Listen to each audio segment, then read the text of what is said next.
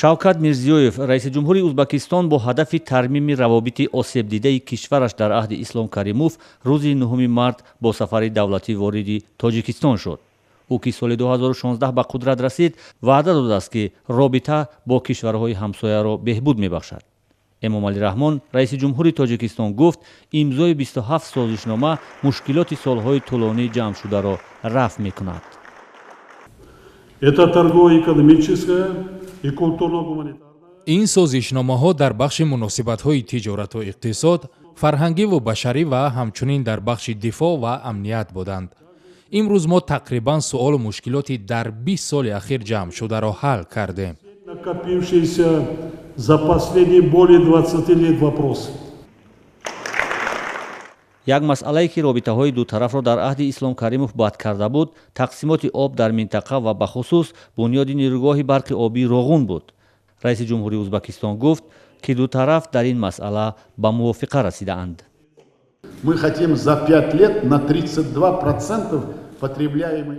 мо мехоҳем дар 5 соли баъдӣ аз ҳаҷми умумии барқи истифодашаванда дар кишварамон 32% ба истифодаи барқи обӣ гузарем.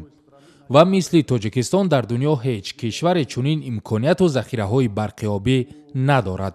ба ҳамин тартиб мо онро муштаракан ба манфиати мардуми ду кишвар истифода мекунем. Резервом, ресурсом. Так что мы будем ими пользоваться на благо двух наших народов. баъзеҳо умедвор буданд ки дар ҷараёни сафари Шавкат Мирзиёев низоми раводид байни ду кишвар аз байн бурда мешавад. аммо ду тараф мувофиқа карданд ки равои сокинон дар тӯли 30 рӯз бераводид сурат бигирад.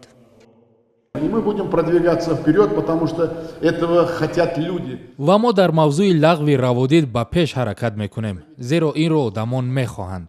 ман фикр мекунам шумо ҳам намояндагони васоити ахбори омма чашмони мардумеро ки дар гузаргоҳҳои марзӣ вохӯрдаанд дидед. 25-30 сол хешу табор ва наздикон ба якдигар вонахӯрда буданд.